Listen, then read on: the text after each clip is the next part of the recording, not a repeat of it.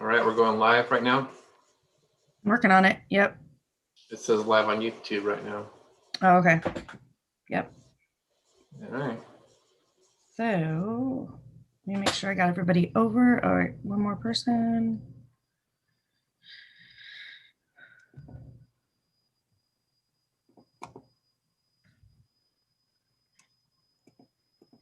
What?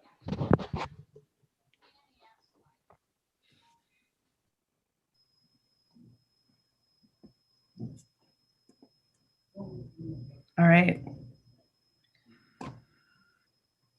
We are live streaming and recording.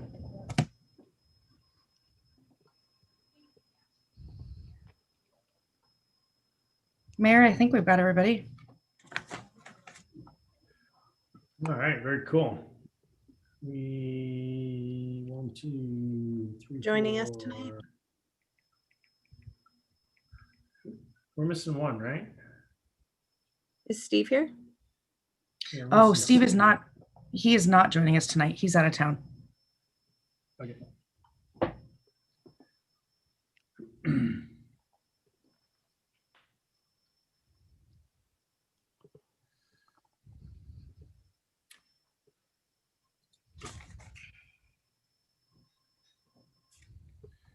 All right, so with that is 6 o'clock. I'll go ahead and call this meeting to order. This is a Lake Stevens City Council regular meeting. It's Tuesday, June 22nd, 2021, and this meeting is being held via Zoom and being live streamed or streamed on YouTube as well. So with that, I would ask everyone to stand and join me in the Pledge of Allegiance. I pledge allegiance to the flag of the United States of America and to the republic for which it stands, one nation, under God, indivisible, with liberty and justice for all.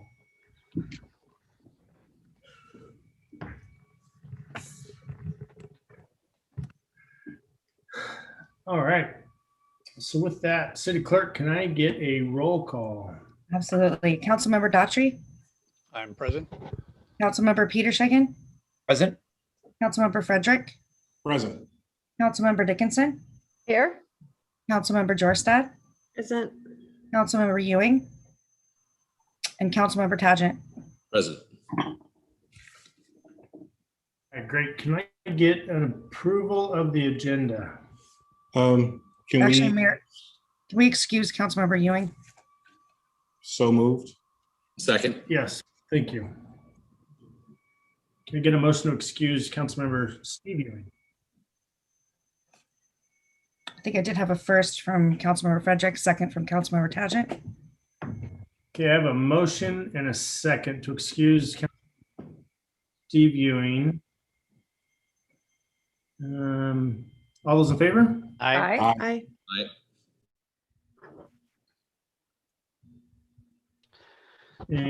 Council, is there any questions or additions or deletions from the agenda?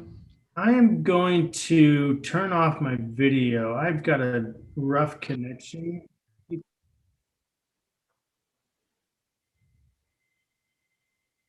This is Angie. I would like to ask to have consent agenda item C, professional service agreement for on-call engineering services, moved off of consent and into discussion. I just have a few questions.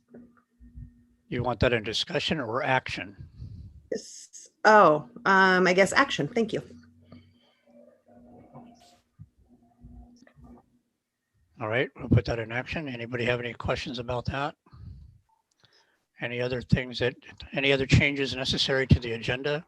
Yes, I would like to offer under discussion items, item K, and that would be an update or discussion regarding the maintenance, public works personnel in our ongoing maintenance of our park.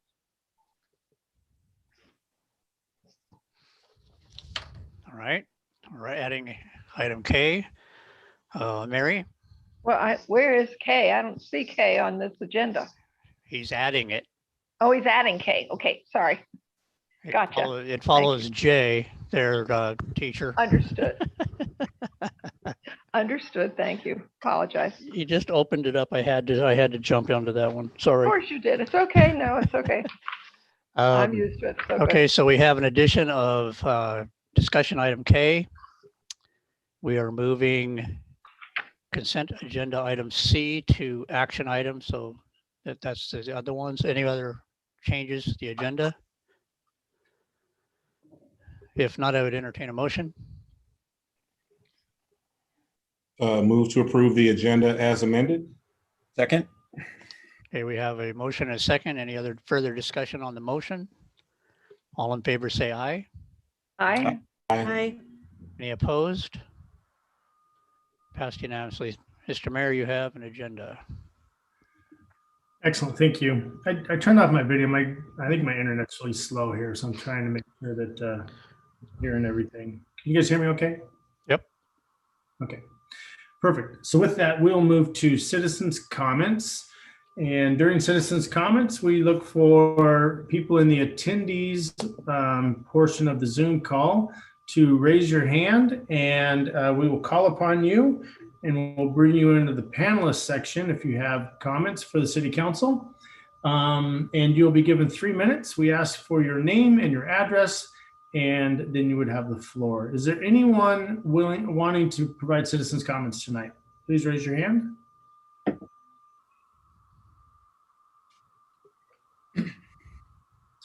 Is there anyone wanting to provide citizens' comments? Please raise your hand in the attendees room. I'm not seeing any hands. City Clerk, are you seeing any? No, I'm not, Mayor. Okay, great. And we'll move on to council business. Council President. All right, thank you, Mr. Mayor. Let's start with Council Member Peter Sagan. Thank you, Council President Daughtry. Just a couple of quick things. Thank you for city staff for noticing our parks and so forth with the fireworks. I think that will hopefully be helpful, getting the word out and reminding folks regarding our fireworks in the parks. Councilmember Daughtry, myself, and the mayor continuing to work on the graffiti issue. It's a repetitive issue. It seems like every 3 or 4 days, it's kind of the same signs that are being tagged and the same things, but we're going to outlast them. So that's ongoing. And then the only other thing is it's, I mean, it's nice to see, we got some nice weather, but the lake and such being utilized for various activities. A week ago, Saturday, I was out there helping the open water swimmers with safety and so forth. But I mean, we had people out fishing, swimming, wakeboarding, water skiing. And it's just nice to see everybody's getting along. So everybody was cooperative in the early morning, and the lake is certainly being utilized. So it's great to see. So summer's here. That's it. Thank you. Thank you. Councilmember Frederick. I actually have nothing this evening. Okay, thank you. Councilmember Jorstad. Nothing from me. Thank you. All right, thank you. Councilmember Dickinson. I have to agree with Councilmember Peters Hagan regarding the lake. It's just been fabulous to watch the kids, especially the kids, of course, enjoying every bit of that lake. I am thrilled to say that Jill Meese and Russ Wright sat down with me today, and we had a good talk about various issues. One thing being the future of Eagle Ridge Park and how that will impact in a positive way the senior center. And so I'm kind of a little liaison there between the two of them, the parks and the senior center. So I'm very excited to see what's going to happen to that. And I know it's a while out. We got a few other projects in the air there, but it is good to see. And otherwise, life goes on. And it was fun to be with my grandson in Texas last time I was at the meeting. Great fun. All right, thank you. Councilmember Tagent. Yes, nothing really to report, other than love seeing the beaches and parks being utilized really heavily last couple of days. So love seeing that. Hopefully everyone's being safe out there, and let's keep the lake moving forward. Thanks. Okay, I actually have nothing as well. Gary talked about their graffiti. We keep fighting. Sad, but it's true. So it's, we're going to keep on top of it and we're not going to give up. So we'll see who lasts the longest. Maybe we can catch somebody some of these times. And that's all I have. Mayor, it's back up to you. All right, great. Good reports from everybody. I just a couple things. If you haven't heard, the good news is Friday, Costco closed. It's a done deal. Much work from the previous mayor to the current mayor and staff. The staff is really key in all that, continuing the continuity of making sure that project went through. So money is in the bank. It's exchanged. It's a done deal, and they're out there already starting to clear and get that project going. It's exciting. Thank you to everyone. That almost didn't happen on Friday. It was right. 15 minutes away from not happening. Yeah, but it's done. So it did. All right. So, but thanks for everyone for patience on this and your hard work. It's been a long journey, but good things ahead.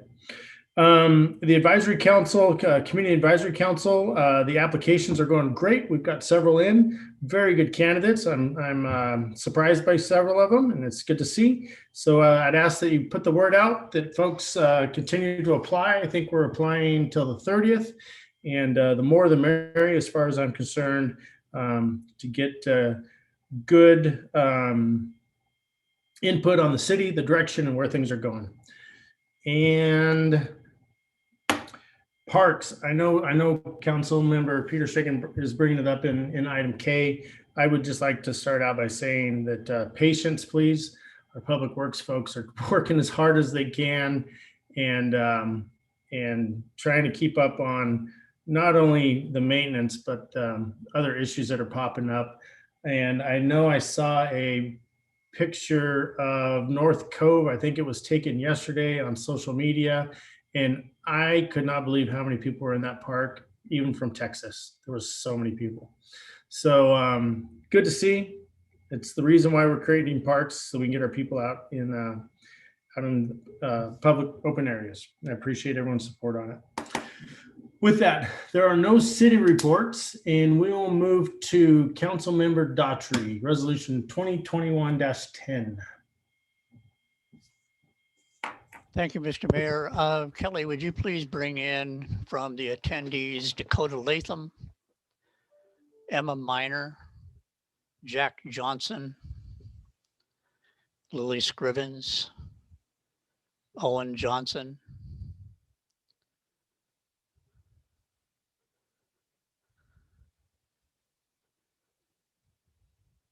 Rachel O'Malley. I need Jack Johnson and Rachel O'Malley are left in the attendees. Okay. Okay, thank you. I'm going to read a resolution from the council, resolution of the mayor and the city council of City of Lake Stevens officially endorsing the Lake Stevens Youth Advisory Council as the officially recognized youth advisory council to the city of Lake Stevens. Whereas Lake Stevens city government is committed to realizing its goal of one community around the lake. And whereas as of 2019, more than 1 in 5 of the world's population was between 12 and 24. And whereas the mayor and city council of Lake Stevens recognize that nearly 9,000 youth are currently enrolled in the Lake Stevens schools.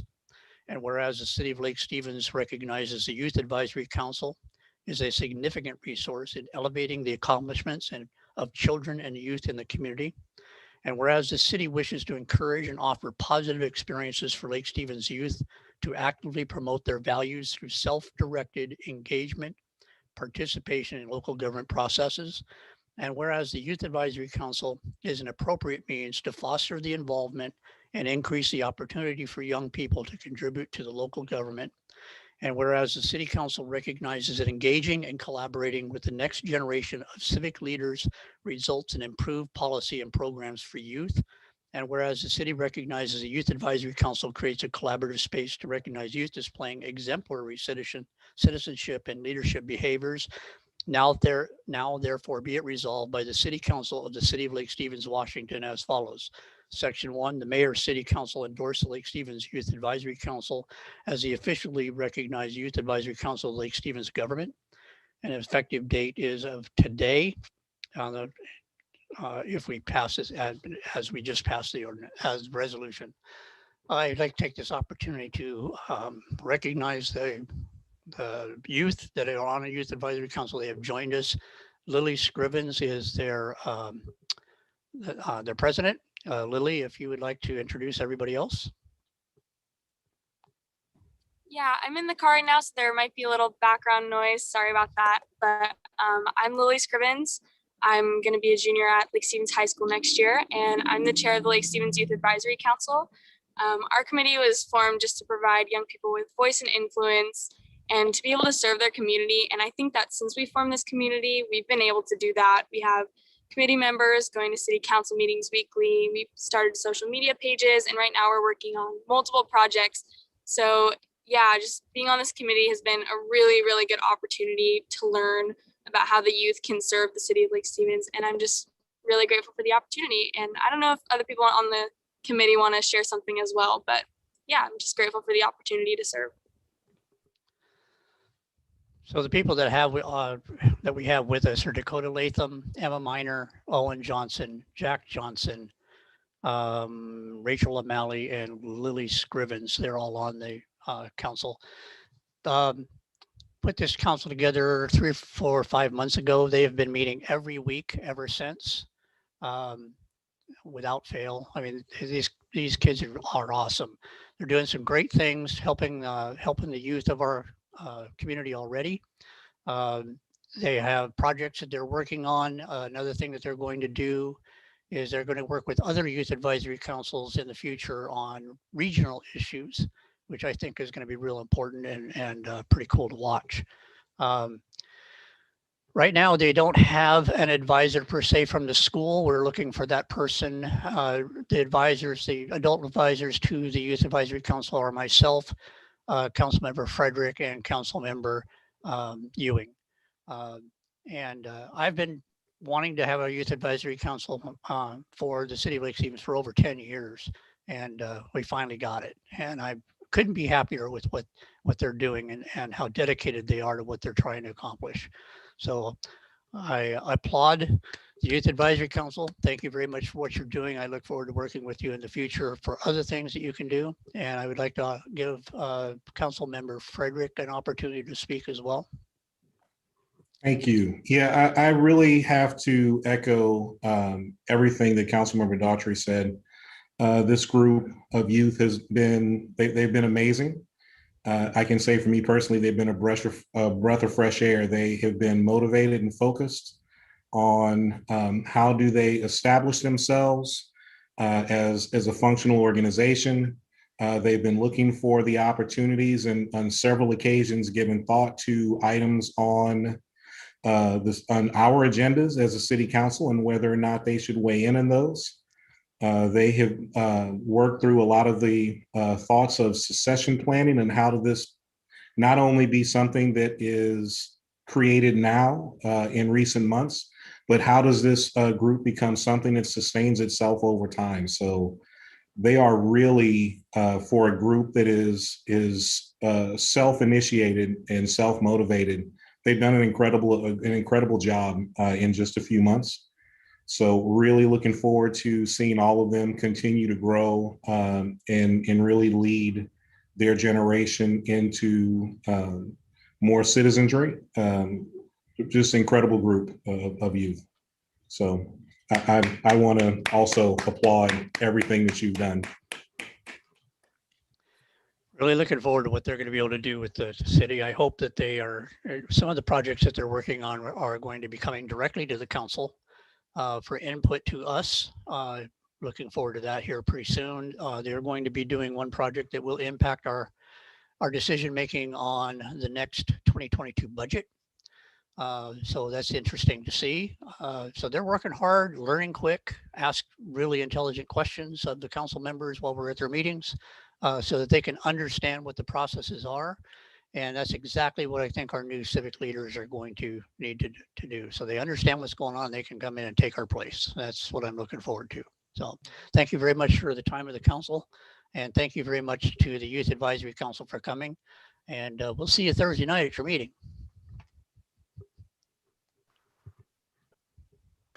Great. Does any other council members want to have some input here? Mary? Yes, I'm thrilled about you young folk here. And I hope that, can this council grow? Lily, are you allowed to have new members come in or no? Is it complete? No, it's, as it is? they're going to be able to add new members. They're looking at that, and they're looking for diversity. They're looking for increasing their numbers, but not getting too big. Right. And but they're looking at that. What is the age cutoff? And I apologize for not looking that up. They don't have an age cutoff right now. They're going from junior high to high school. Okay. I have Right a candidate. Right now they're in the sophomores. I have a candidate is all excited about this group. So I will connect with Mr. Councilmember Daughtry and make sure they connect with this young lady. She is excited. She would love to be part of it. Great. Any other comments from the rest of the council? Okay, Mr. Mayor, we're back to the agenda. Thank you all for coming. We appreciate it. You can go back to go outside and play and have a great time and go to the lake and things. For me, I'm gonna be stuck here for a while. So go ahead. Actually, we need to pass this resolution. Oh yeah, we have to pass the resolution. So I would like to like to move that we pass the resolution recognizing the Youth Advisory Council for the City of Lake Stevens. Second. All in favor, say aye. Aye. Aye. Any opposed? Passed unanimously. Thank you very much. Great, good stuff. Hey, and I appreciate the work on this advisory council with some great young people that are on this council. It's great to see, as we get older, we need to fill the bench with some great young leadership and citizens that can take over city council and keep this city moving. So good stuff. All right, with that, let's move on to consent agenda. Can I get a motion to approve the consent agenda? Moved. Seconded. Okay, I have a motion and a second to approve the consent agenda. Any discussion? Hearing none, all those in favor? Aye. Aye. Any opposed? Consent agenda passes. So we will move next to the action item C, which C was moved, which is the professional services agreement for 2021 on-call engineering services. And Eric, you have the floor.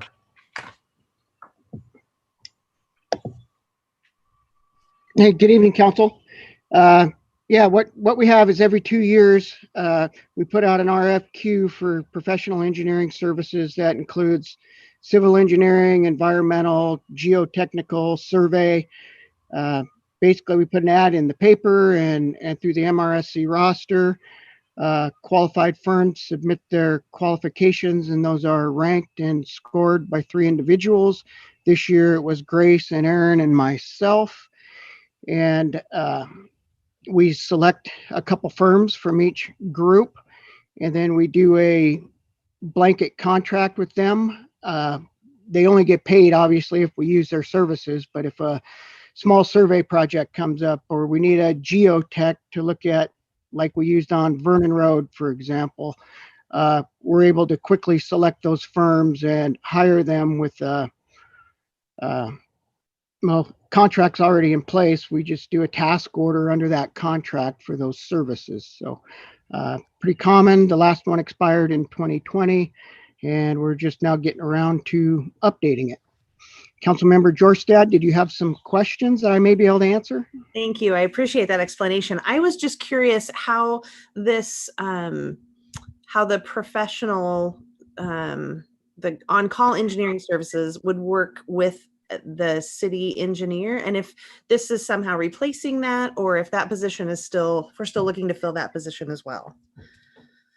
Yeah, it's completely separate. Okay. And we still are looking. We had a candidate in mind, and he was enticed to stay where he was at and did not come here. So we have more interviews on Monday, 3 more candidates. This is services that we would use whether we had an engineer on staff or not. Another example is like when we used HDR to do the roundabout, the downtown Main Street roundabout, just a quick, easy conceptual thing. They come in, we've got them on board, and it just streamlines things, makes it a little quicker for us. Okay, and you said that we haven't had a contract since 2020. So have we been without this service since that time? Well, they all expired in December of 2020. Okay. So yeah, we've been a few months without. We have approved a couple outside of this, like with David Evans that does our plan reviews.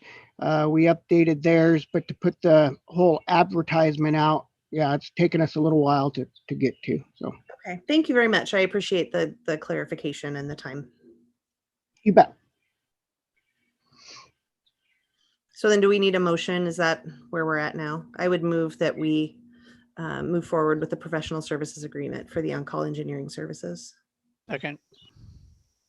All right, we've got a motion and a second to approve item C. Is there any discussion on the motion? Hearing none, all those in favor? Aye. And any opposed? Motion passes. Let's move to item G, resolution 2021-11 ballot measure for advisory vote on fireworks. Greg.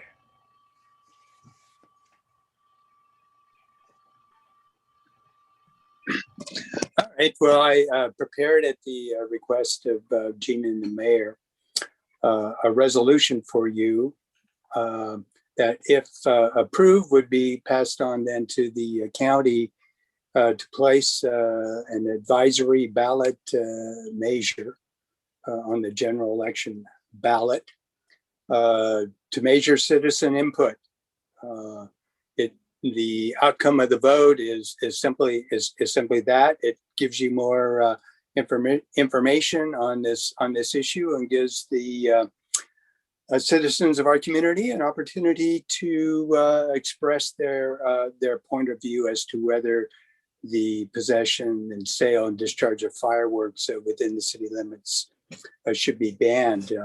If you were ever to do that, pass an ordinance, it takes a year for that ban under state statute to go into effect. So this is a kind of a preliminary step to help you in reaching a decision on the issue.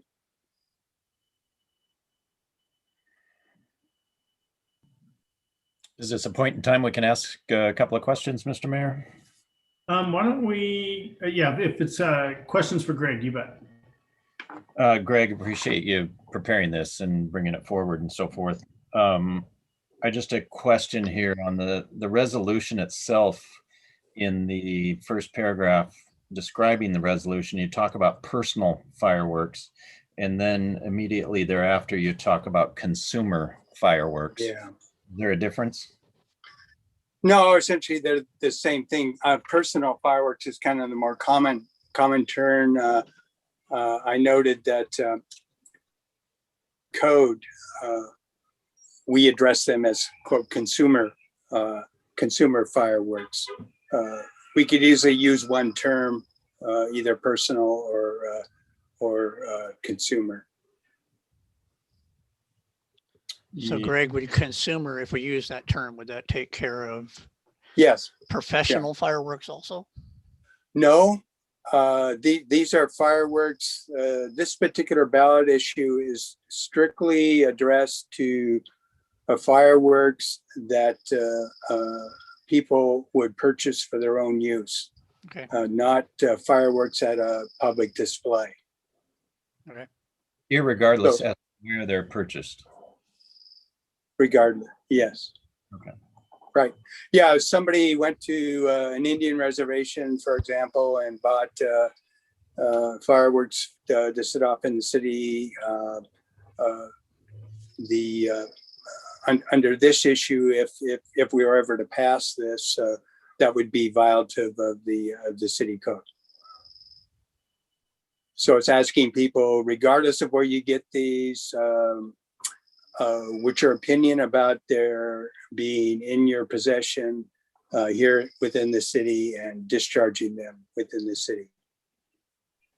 Is there a price tag that goes along with this going on the ballot? A price tag? Yeah, how much does it cost for us to put this advisory vote? I'm not sure. I don't think it would be much because it's a general election ballot and it's not a special election. That's what costs us money.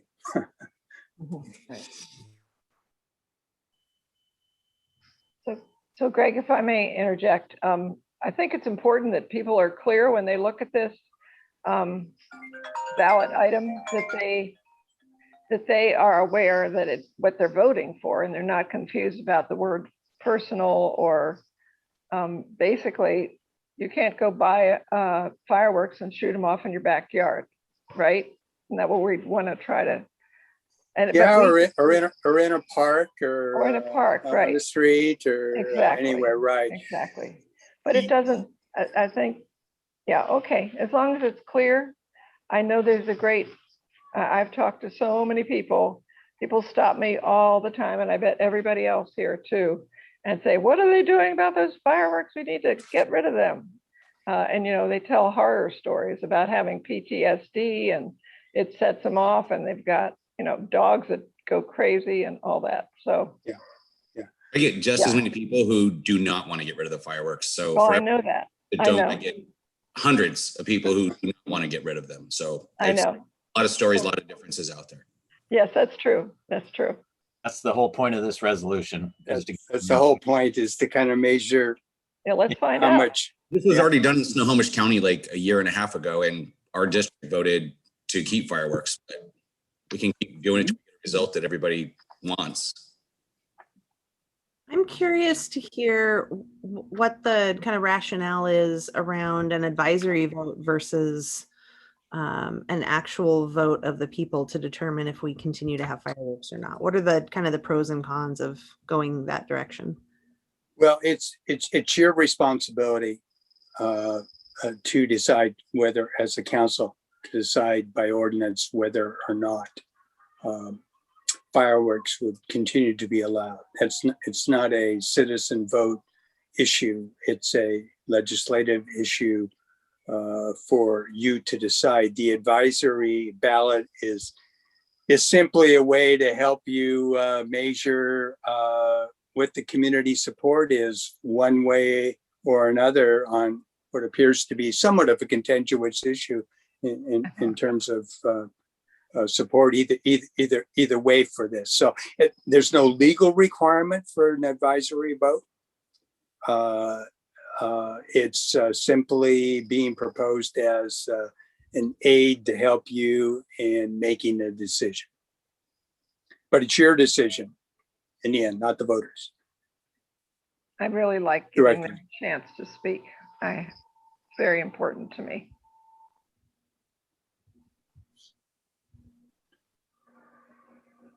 And just to be clear on the timing, if this were to be an advisory, if this goes on the November ballot, and let's say we pass an ordinance in December, either way, well, I guess if we passed it to keep fireworks, nothing would change. But if we passed an ordinance in December to ban fireworks, that would go into effect July 2023. It really wouldn't be in effect until 2023, right? You go through another season, yes. Thank you.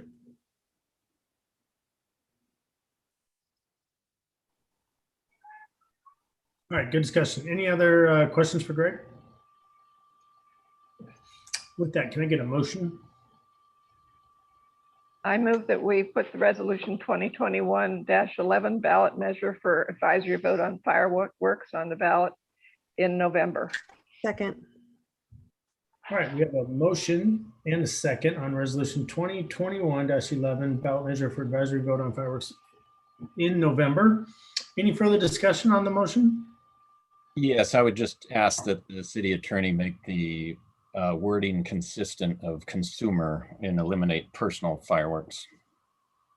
We can take that as a friendly amendment. We will do that.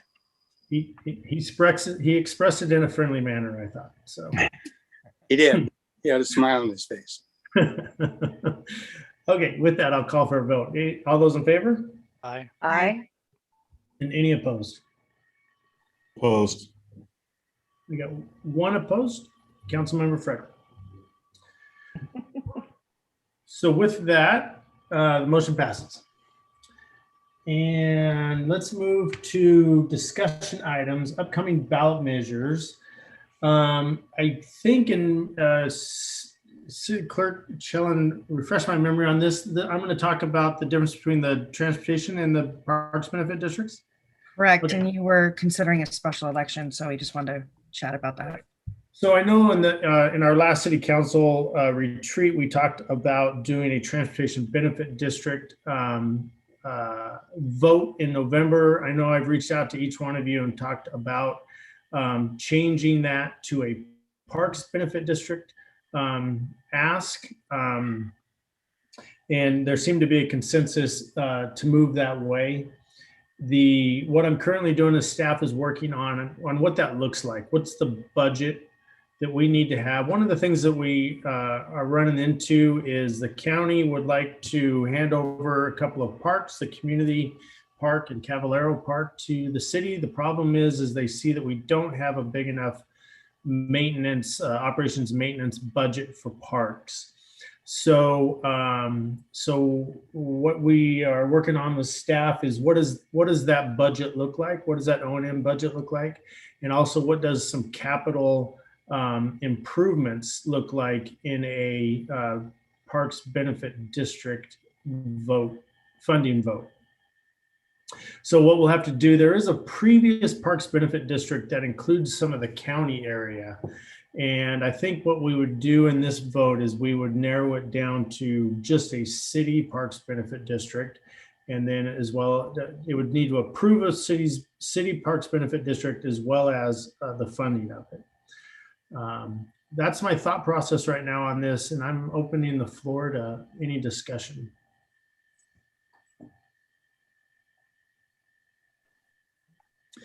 The idea would be we would further discuss this at the next council retreat with a goal of trying to put this on a February special election vote. I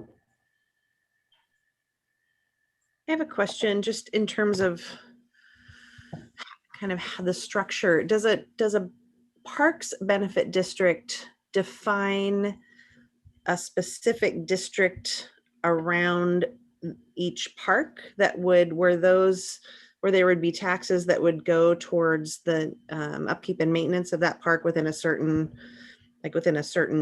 number of miles around the park or perimeter? Or is the benefit district, the taxing district, the city limits, and the city is taxed, and then those dollars are divided among parks? Mayor, would you like me to answer this one?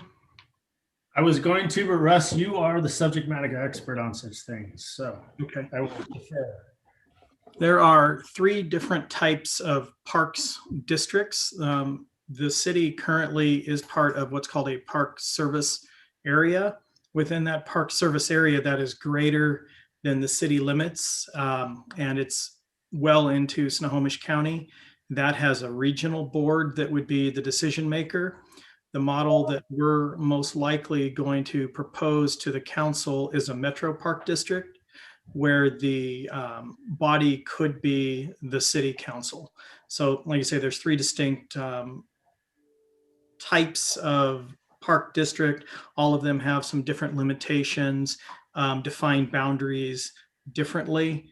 But again, if we look at this metro district, as we annex, we can annex additional territory then that automatically become part of that. And similar to the TBD, the city council could be the approving body versus having a more regional look at that. Does that make sense? Yeah, it does. Thank you very much. Yep.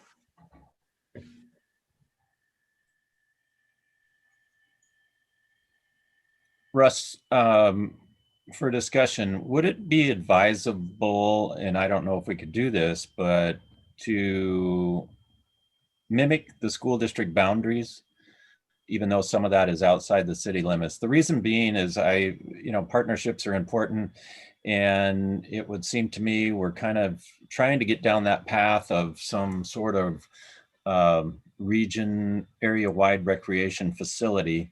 And I'm assuming that the school district would hopefully be part of that. So I'm wondering if it would be more appropriate to utilize the school district boundaries in hopes that they could be part of our partnership. That's definitely one of the things we can look to, have a boundary that's greater than the city boundaries.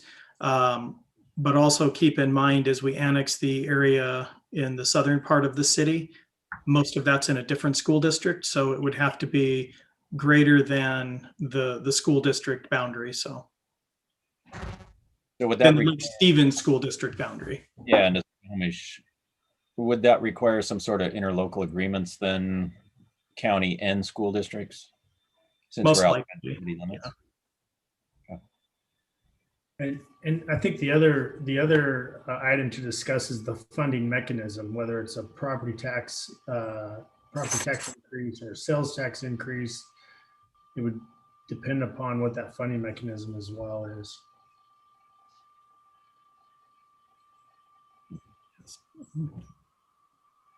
And I believe they all are more property tax based, and that board, whether it's larger than the city limits or the city council, has an independent taxing authority then. Correct.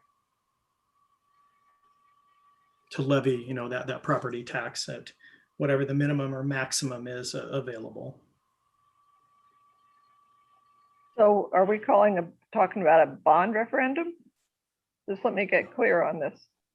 It would be more like a levy where it's an ongoing levy, okay. property tax, not a one-time. Okay. Since we've got other bond referendums down the road, I just want to be sure we're not just going. And so, yeah, okay, thank you. Mm-hmm. Okay, so with that, we have a little bit of guidance and some direction there, and we'll bring back some good courses of action at the retreat, so we can continue this discussion and move forward. With that, let's move to item J, permissible use tables with Jill. Good evening, Council. It's been a little while since we provided an update on this code amendment, so we put together a quick briefing to go over what we've been working on Planning Commission since the last briefing in March. That was when we introduced the skeletons of the 3 different tables.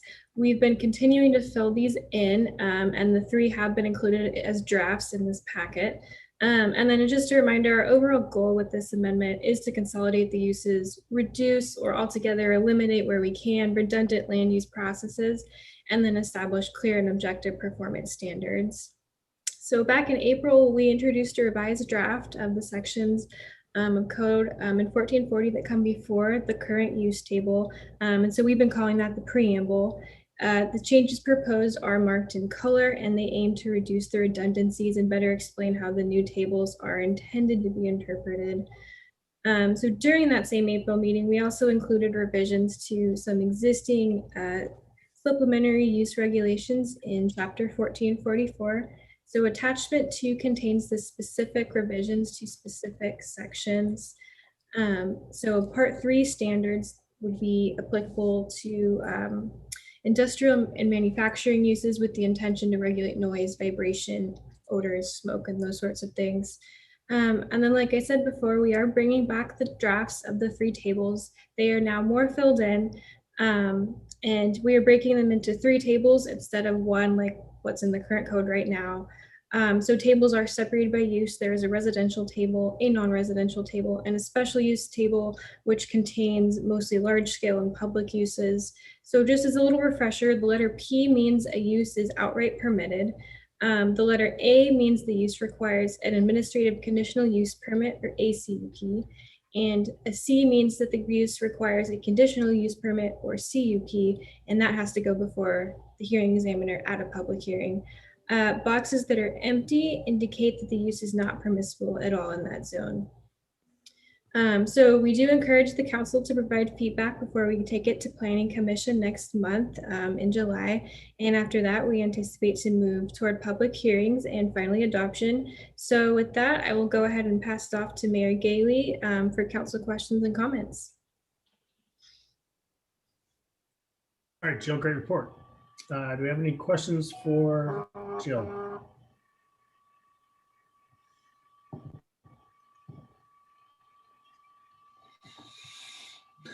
I don't have any questions tonight. I'm still actually trying to wade through this one. It's a very large, very large stuff to, amount of things to look at. So I'm still kind of reading through it and getting my head wrapped around some of the changes.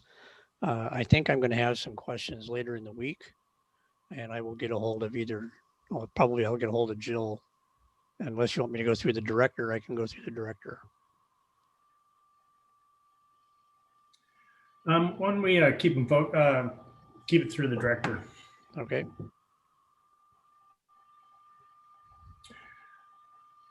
All right. Any other questions for Jill? Hearing none. Great report, Jill. Appreciate it. Good work. And let's move forward to discussion item J, code enforcement procedures. Ryan. Thank you, Mr. Mayor. Good evening, council. Before we get into the amendments, I wanted to give a quick update on a longstanding code compliance case that has been recently resolved. You may recall earlier this year, the staff came to the council for the approval to use abatement funds in the cleanup of this property. Fortunately, staff was successful in compelling the owner to comply without the need for further intervention by the city. This saved the city tens of thousands of dollars in abatement costs and the staff resources needed to recover those funds. I do have some before and after photos that I'd like to share with the council, but I'd really prefer to show a 90-second video that I think would better convey the extent of the conditions that were out there prior to the cleanup. Is that something we'd be interested in looking at? You bet. All right, let me figure out how to share this window here.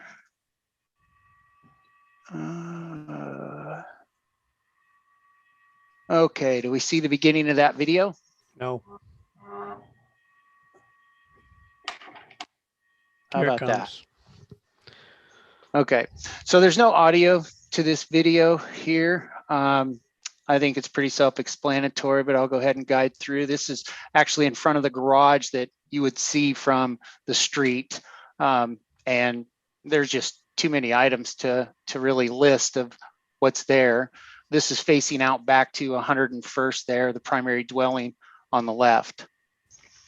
Numerous cars, vehicles, cars and vehicles, same thing, but car parts and just debris all over the place. This had been a long-standing case where the city had received varying success and never really any long-standing compliance. And as you can see, it was a pretty huge lift for the property owner to get this cleaned up. Under those trees that are kind of in the back there, or that I'm pointing at, there's just more debris and items that you can even believe. On the left to where I'm pointing, there's an occupied travel trailer that had been illegally connected to power and sewer that had been bootlegged in there. The house itself is not in the best condition either. And then a lot of these cars were being essentially just abandoned out on the street next to the house there that then became the city's or the police's problem to deal with. Again, just essentially littered out there. So that brings us to the end of that. Let me see if I can switch over to show what we're looking at now. This is the driveway standing there. do you see the photos on the, okay. This is the driveway where I started the video looking back out at 101st. This is at the back of the property near those trees and where that motor home was. That most of that stuff is gone. Same thing here. There were, this is that front drive. I think there's a boat and some other vehicles. This is where the police officers and code enforcement staff were standing during that video. And this is just right at the gate, standing from the right of way, looking into there. There were a few miscellaneous items they're still working on getting cleaned out of there, but they have transferred the property to a new owner. So we expect to see those cleaned up pretty soon. Since the cleanup, we've already received a land use application to develop a new townhouse dwellings on the property. So that's excellent news, and now we'll make great use of that. And in addition to the hard work and persistence by the building and code enforcement staff, along with our police partnership, the assistance of the city attorney's office was crucial in gaining this success. But most importantly, I want to thank the council, city administrator, and our department director for supporting these efforts.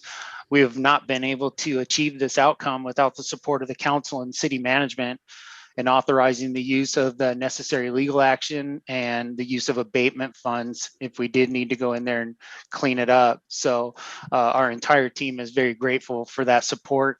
And this was probably the best possible outcome to save us from having to spend that money up front. As far as the code changes, again, this is an update on the progress of the Title 17 draft amendments for council review. I don't have any materials in addition to the staff report and exhibit that was provided in the council packet. Those materials are actually a holdover due to a postponement at the June 8th meeting. So they may look familiar, as I haven't changed much from that June 8th staff report. Since our last meeting in March, staff has been working closely with the city attorney's office to propose changes that will help define our process, clarify our authority, and also remove conflicting provisions. The bulk of the code provisions that we currently have not changed. We've just added a few new tools, reorganize some of the provisions, and have proposed an overall housekeeping to streamline and improve our provisions. To address council concerns that were noted at the March meeting, we have made some edits to the draft sections that were presented at that meeting, including an amended definition of code enforcement officer and authority to enforce, which are located in the beginning of section 17.20. We will also develop a strategy for status updates to our customers.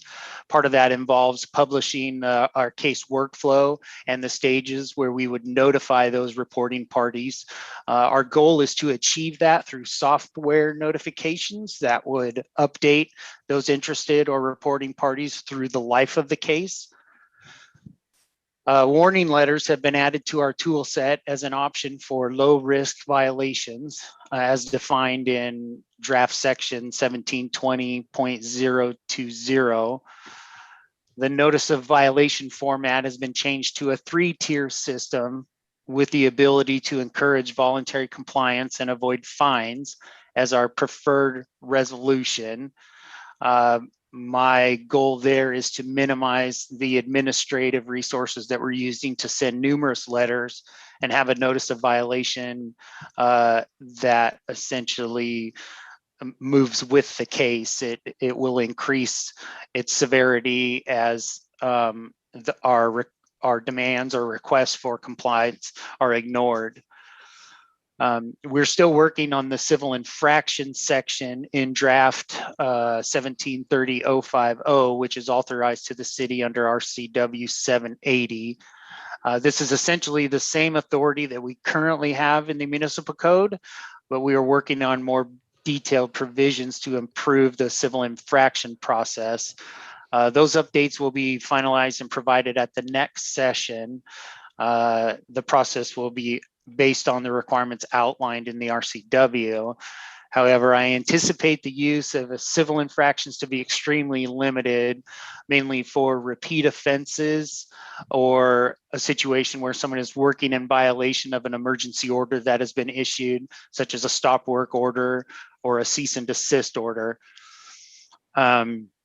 Since providing this staff report initially for the June 8 meeting, we've made some small revisions to the sections that are presented here and previously. Those changes are merely editorial and do not affect the nature of the process or our provisions, and we will highlight those changes for review in the later drafts, which I anticipate to take place at the June 13th council session prior to the summer break. At that time, we expect to have the final amended sections of Title 17, including all remaining amendments to miscellaneous titles in order to align with the new updates in Title 17. So with that, I will turn it over if there's any questions or concerns about this information. Councilmember Dickinson. Yes, just to say, first of all, Mr. Moma, that was very well presented. I did drive down and look at that house on 101st, and I had occasion to be back there for a completely different reason, and somebody drove by and dropped a car off. I watched it happen and left. So what happened to the man that lived there? Is he okay? Does he have a roof over his head? I'm a little worried about him now. Being a grandma, you know, I gotta make sure the citizen's okay. Is he okay? He is okay. My understanding is he finally saw the light, for lack of a better term. He has moved to, I believe, Colorado to be closer to his father. A lot of his headaches was due to his brother and other acquaintances, and he got sick of it. So he looked to clean up and sell the property. So he's doing well, and hopefully a lot of stress has been lifted off of him now.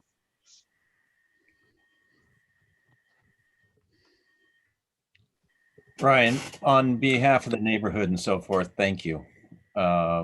This has obviously been a blight on the neighborhood, and I'm glad we're going down this road of trying to be a little more proactive with code enforcement. So appreciate your efforts.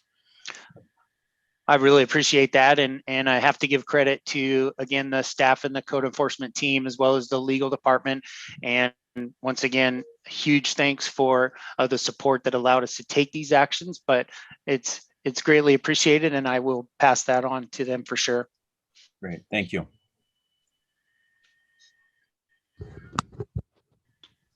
We also have City Attorney Ray Bastello and Emily Miner available if there's any questions about some of the legal provisions in this, that they'd be happy to try to answer those.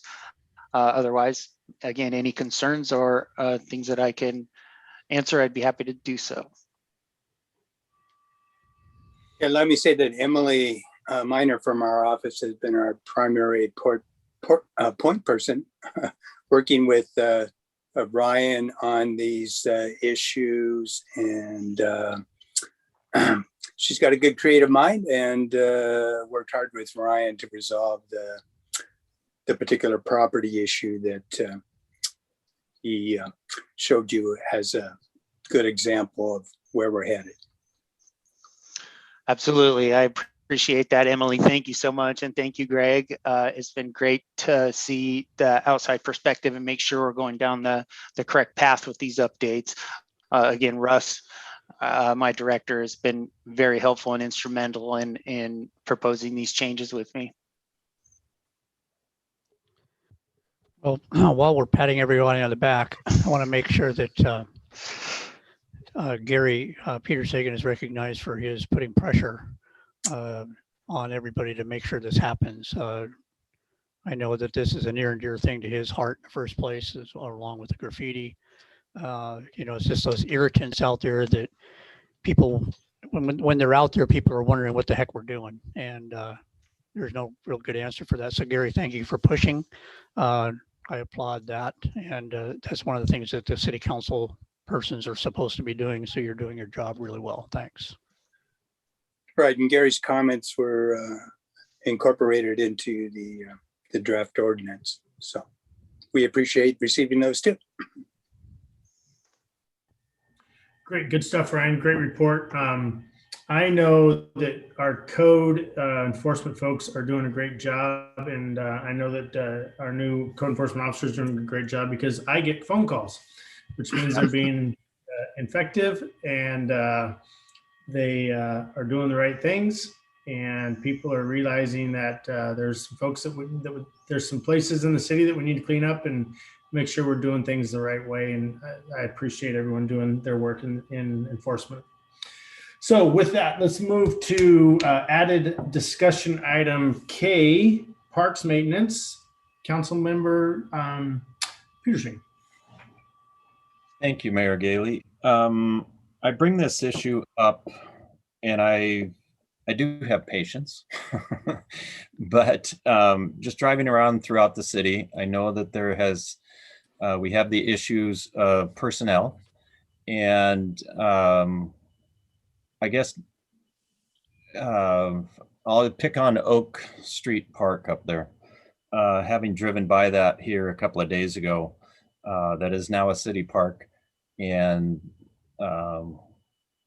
the grass has been unattended up there for a number of weeks. And so my thought is we are having difficulty finding the appropriate personnel to take care of these tasks. Lundin Parkway, the landscape strip has not been mowed for weeks. And so I just, number one, I just want some assurance that we have a game plan to solve this. And number two, is there a possibility, or has there been consideration for contracting some of these maintenance things out? We have talked in the past about potentially doing that. And I'm just wondering, since we're down some field people, if that money could be used for contract type work.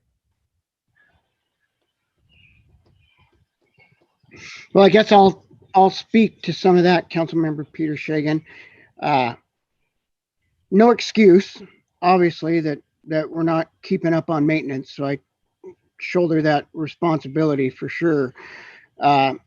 We have had a tough time. We haven't been able to hire any seasonals this year. We had 4 of them that we were supposed to interview this past week, and none of them showed up. Out of 4 seasonals, we've yet to hire a single person. COVID shut the DOC down, which we typically used for Lundin Parkway strips and a lot of the other maintenance that have forced the rest of our crew to pick up, right? Some of these ponds that we've had to get to. So it's been a real juggling act. We've been working staff, a lot of them work 410s. They've been coming in on Fridays, working overtime, coming in on Saturdays, working overtime. So we know there's a need there, and we're doing the best we can.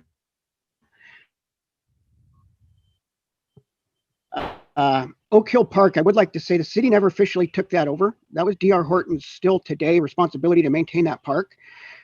We had a meeting, Melissa and I did with Raylan with DR last week, and the city agreed to, as of this week, take the park over, and we will officially now start doing the maintenance. We're still looking at what the side slopes down to Calla Road would look like, and the slopes going up to the development, whether that's part of the park, what's part of the stormwater. So we still are ironing a few things out at Oak Hill, but that has looked terrible, and I have gotten concerned calls over that. We've taken on a lot of other stuff this year as well, and we're still down the crew worker that we haven't been able to hire for some of the same reasons as the seasonals. And we are looking at contracting out like the subway building and possibly the police department facility that we've been taking care of. Looking at being able to subcontract some of that work out, as well as like the library, right? Now that Snow Isle's taking it over, some conversations with them over, does the city have to perform the maintenance there? So we are looking at ways to streamline and potentially sub some of this out. We know it's going to take some discussions with the union. We have floated that out there and what that might look like. So I can't say that we have a plan of, yes, we're going to subcontract it out, but we're putting that plan together. And we're hitting it pretty hard to try and find people to work. Thank you, council, for approving the DOC contract tonight. So we will finally get them back. Once we get this contract back to the DOC, and having them a couple days a week for the rest of the year is certainly going to help out. So that's about all I can say as far as where we're at. Yeah, I appreciate those comments, and I do have empathy for you. My side of the table in the construction industry, we're having the same problem. We're just simply not enough bodies out there to do the work. So I totally get it. But again, I'm just looking for assurances that we have a game plan to move forward and get these things addressed. And if it takes some thinking outside the box, so be it. But we obviously get just as you've gotten the concerns and calls from constituents and so forth, citizens in the area, we get the same thing. So, certainly want to ensure our citizenry that we're doing the best we can. And hopefully we can kind of pick up some of this stuff. So that was my thrust behind putting this on the agenda, just get some attention to it, and hopefully we can get some solutions. So thank you. Yeah. And we have been stressing over it too, Gary, believe me. Trying to get the guys out there. They take great pride in what they do and keeping all our parks looking good with all the people. So it's a struggle for us to take too, that think that we're not getting to everything. And we do have a plan. Hopefully the DOC comes back and we're able to fill these positions. We got more interviews coming up. And we'll get the people here to do it. We'll continue offering overtime, and we'll look at subcontracting out what we really can contract out. The places that make sense. But we'll get there. Okay, great. Thank you.